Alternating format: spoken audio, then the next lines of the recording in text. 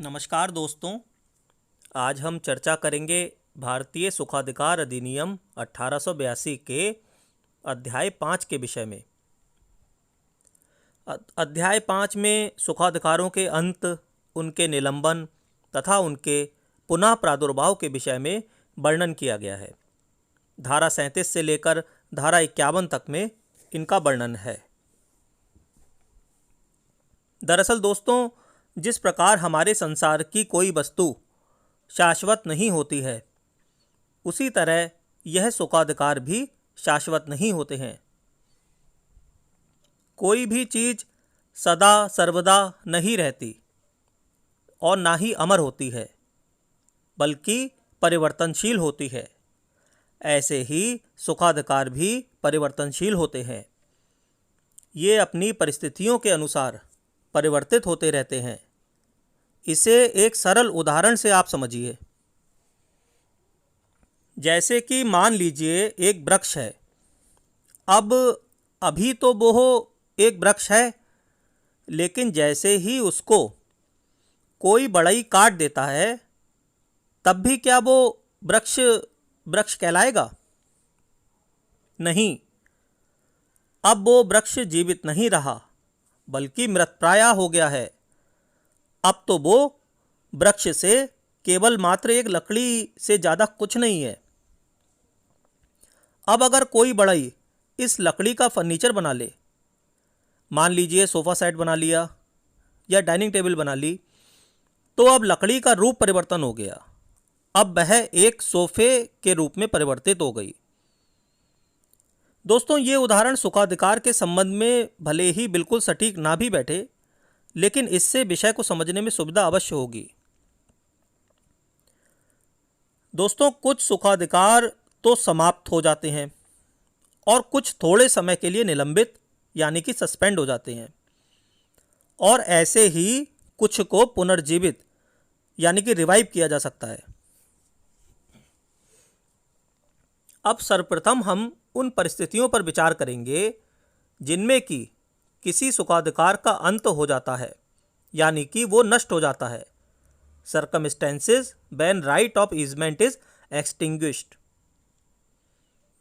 इसमें पहली परिस्थिति का धारा 37 में वर्णन किया गया है, और धारा 37 कहती है, अधीनस्थ स्वामी के स्वत्व समाप्त हो जाने पर सुखाधिकार का अंत। यानी कि जब अधीनस्थ स्वामी का स्वत्व समाप्त हो जाएगा तो सुखाधिकार भी नष्ट हो जाएगा। ये बात बिल्कुल सिंपल है, लेकिन अब और क्लियर करने के लिए इसको आप एक उदाहरण से समझ लीजिए। धारा 37 का उदाहरण का देखिए, बेरेट खोलिए। धारा 37 का उदाहरण का, इसमें कह रहा है कि का खा को सुल्तानपुर इस शर्त पर हस्तांतरित करता है कि वह गा से विवाह नहीं करेगा। तो खा कहता है कि ठीक है, और उस पर सुल्तानपुर पर एक सुखाधिकार आरोपित कर देता है। मतलब का ये शर्त रखता है कि आपको मैं सुल्तानपुर हस्तांतरित कर रहा हूं, लेकिन आप गा से विवाह नहीं करेंगे। खा मान जाता है, कहता है ठीक है, और फिर उस सुल्तानपुर पर एक सुखाधिकार आरोपित कर देता है। इसके पश्चात खा गा से विवाह भी कर लेता है। तो क्या होगा? खा का हित सुल्तानपुर में समाप्त हो जाएगा और उसके साथ आरोपित सुखाधिकार का भी अंत हो जाएगा। ठीक है। इस धारा 37 में एक अपवाद भी बताया गया है कि धारा 10 के अनुसरण में बंधनकर्ता द्वारा वैध रूप से आरोपित सुखाधिकार पर इस धारा की कोई बात लागू नहीं होगी। मतलब कि अगर धारा 10 के अनुसरण में किसी मॉर्टगेजर द्वारा वैध रूप से कोई सुखाधिकार आरोपित कर दिया जाता है, तो उस पर यह धारा लागू नहीं होगी। इसे एक उदाहरण से आप समझिए। आप धारा 37 का उदाहरण घा देखिए। यहां पर क्या है? का खा को सुल्तानपुर बंधक में देता है। ठीक है। अब यहां पर बंधक वाली बात आ गई, बंधक में देता है, और धारा 10 के अनुसरण में उस भूमि पर एक सुखाधिकार वैध रूप से आरोपित कर देता है। तो तो यहां पर सारी कंडीशंस फुलफिल हो गई। क्या क्या कंडीशंस? कि बंधक कर्ता ने बंधक दिया, धारा 10 का अनुसरण और वैध रूप से सुखाधिकार आरोपित किया। तो आगे क्या लिखा है कि वह भूमि बंधक ऋण चुकाने में घा को बेच दी गई। तो बेचने से यहां पर उस आरोपित सुखाधिकार का अंत नहीं होगा। जो अंत हो जाता उसका अंत नहीं होगा। क्यों? क्योंकि ये धारा 37 के अपवाद की कैटेगरी में आ रहा है। ठीक है। अगली परिस्थिति धारा 38 में वर्णित है कि जब प्रधान स्वामी सुखाधिकार को अधीनस्थ स्वामी के लिए छोड़ देता है तब भी सुखाधिकार का अंत हो जाता है। यह बात समझ में आई आपको? भाई जब प्रधान स्वामी ही सुखाधिकार को अधीनस्थ के लिए छोड़ देगा तो फिर तो सुखाधिकार का अंत हो ही जाएगा। समझ रहे हैं ना? अब प्रधान स्वामी सुखाधिकार को अधीनस्थ स्वामी के पक्ष में स्पष्ट रूप से भी छोड़ सकता है और विवक्षित रूप से भी। अगली धारा 39 पे आइए। धारा 39 में है निरसन द्वारा सुखाधिकार का अंत करना, एक्सटिंक्शन बाय रेवोकेशन। यानी कि जब अधीनस्थ स्वामी सुखाधिकार को निरस्त कर देता है, जैसे अधीनस्थ स्वामी द्वारा उस सुखाधिकार को वापस ले लिया गया, तो उस दशा में क्या होगा? सुखाधिकार का अंत हो जाएगा। अगला धारा 40 में वर्णित है सीमित अवधि की समाप्ति होने पर या समाप्त करने वाली शर्त घटित होने पर सुखाधिकार का अंत। मतलब धारा 40 ये कह रही है कि जहां सुखाधिकार एक निश्चित अवधि के लिए प्रदान किया गया था और वह निश्चित अवधि समाप्त हो गई तो क्या होगा?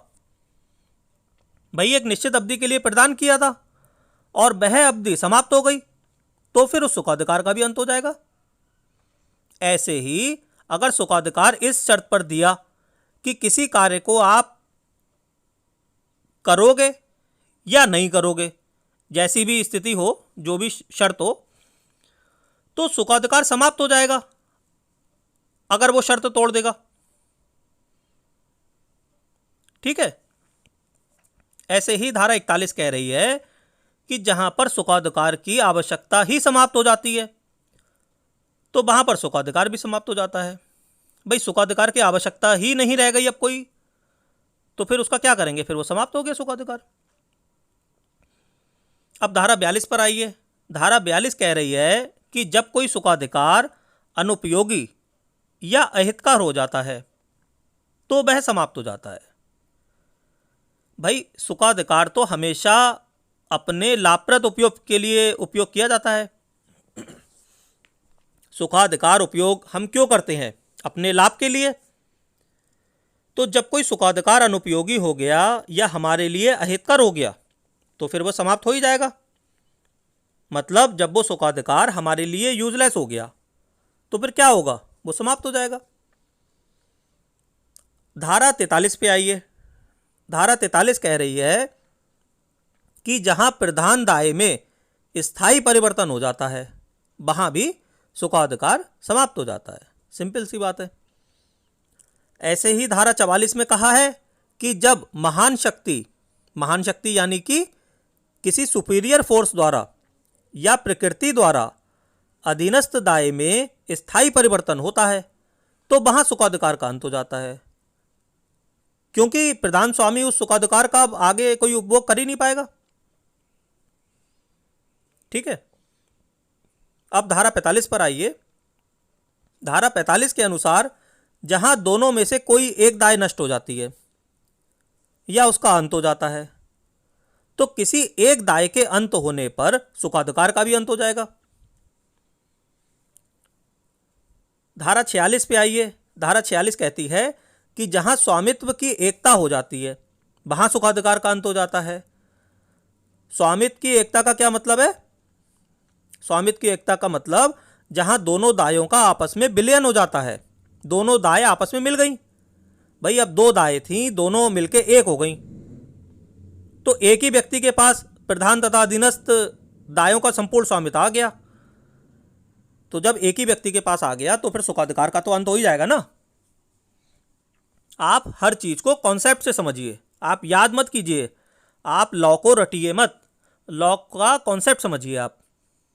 कि अगर लॉ में लिखा है कि ये चीज़ होगी तो वो क्यों होगी, कैसे होगी, इस पे आपको फोकस करना है। आगे बढ़ते हैं। धारा 47 में अनुपयोग द्वारा सुखाधिकार के अंत का प्रावधान किया गया है कि जहां सुखाधिकार को एंजॉय ही नहीं किया गया है, नॉर्मली 20 वर्ष की अटूट अवधि तक उस रूप में अगर सुखाधिकार का उपभोग ना किया जाए तो उसका अंत हो जाता है। भाई जब सुखाधिकार का अंत ही नहीं, उपयोग ही नहीं किया जा रहा है, उसको एंजॉय ही नहीं किया जा रहा है और 20 साल तक नहीं किया जा रहा है, तो फिर अंत हो ही जाएगा। और अंत में धारा 48 बताती है कि जब सुखाधिकार के सहायक स्वत्वों का अंत हो जाता है तो उसके सुखाधिकार का भी अंत हो जाता है। अब इसे आप एक उदाहरण से समझिए। मान लीजिए आप मेरे एक कुएं से पानी निकालने का एक सुखाधिकार रखते हैं और उसी के सहायक अधिकार के रूप में आप मेरी भूमि पर से कुएं तक आने जाने के लिए मार्ग से गुजरने का स्वत्व रखते हैं। अब अगर पानी निकालने के उस सुखाधिकार का अंत हो जाता है तो फिर मार्ग के स्वत्व का भी तो अंत हो जाएगा ना। भाई जब पानी निकालने के अधिकार का अंत हो गया तो उसका जो सहायक स्वत्व है, सहायक अधिकार है कि उस मार्ग से गुजर के आप पानी लाएंगे, तो उसका भी तो अंत हो जाएगा। तो ये सब धाराएं हमें सुखाधिकारों के अंत के विषय में बताती हैं। अब आते हैं सुखाधिकारों के निलंबन पर, सस्पेंशन ऑफ ईजमेंट्री राइट। इसका वर्णन धारा 49 में किया गया है। धारा 49 बिल्कुल सिंपल है।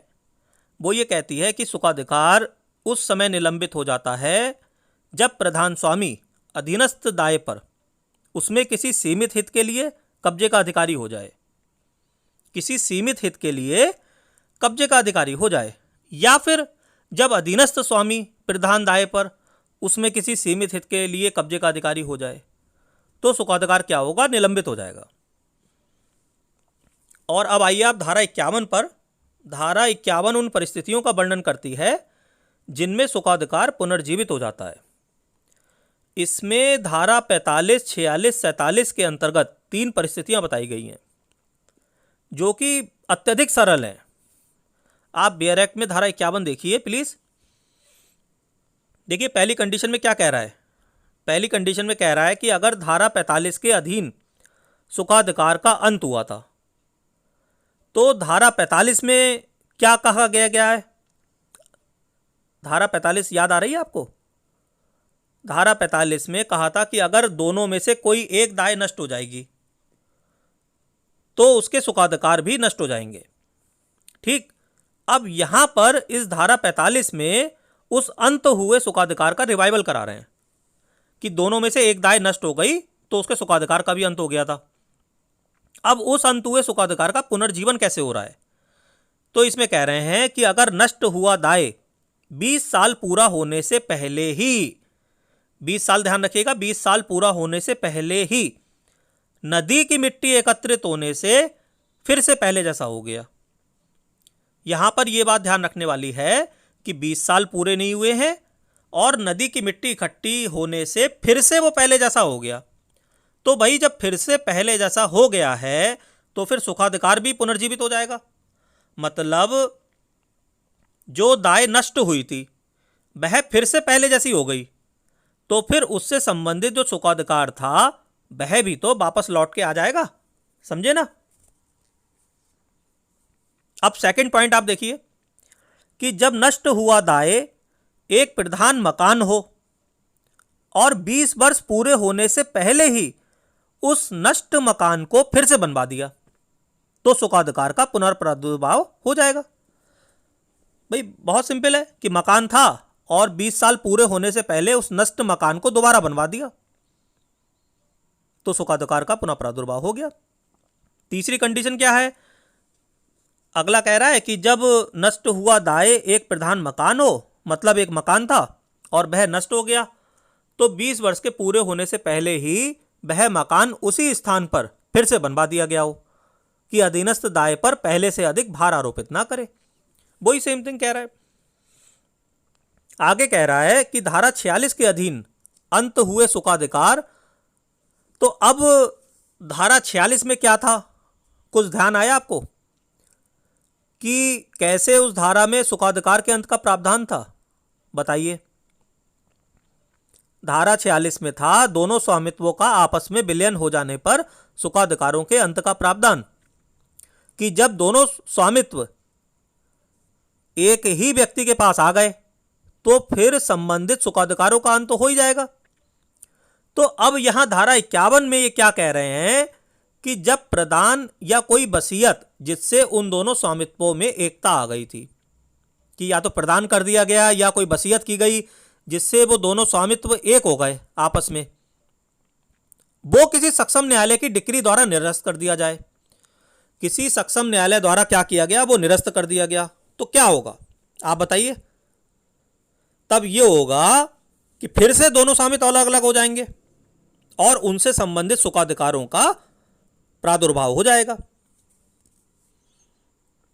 अब लास्ट क्या कह रहा है कि अगर धारा 47 के अंतर्गत स्वत्व का अंत होने से पहले उसके निलंबन का कारण ही दूर कर दिया जाए, यानी कि जो धारा 47 के अंदर राइट है उसका अंत होने से पहले ही उसके सस्पेंशन का कारण अगर दूर कर दिया जाए तो सस्पेंडेड जो ईजमेंट होगा वो फिर से रिवाइवल हो जाएगा।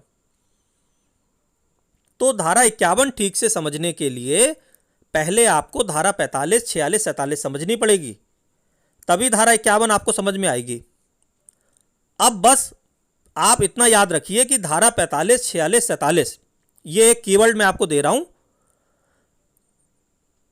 अगर आप मुख्य परीक्षा में उत्तर लिखेंगे तो आपको अगर ये कीवर्ड याद रहेगा धारा 45, 46, 47, तो फिर पूरी धारा 51 आपको क्लिक कर जाएगी एग्जाम में कि पूरी धारा ऐसे ऐसे लिखी हुई थी। तो दोस्तों मैं आशा करता हूं कि आप सबको मेरा ये प्रयास अच्छा लगा होगा। अगर आपको मेरा प्रयास अच्छा लगे तो मेरे वीडियो को लाइक करें, चैनल को सब्सक्राइब करें और दूसरों से भी शेयर करें। ईश्वर आप सबको परीक्षा में सफलता प्रदान करे, यही मेरी मनोकामना है। धन्यवाद।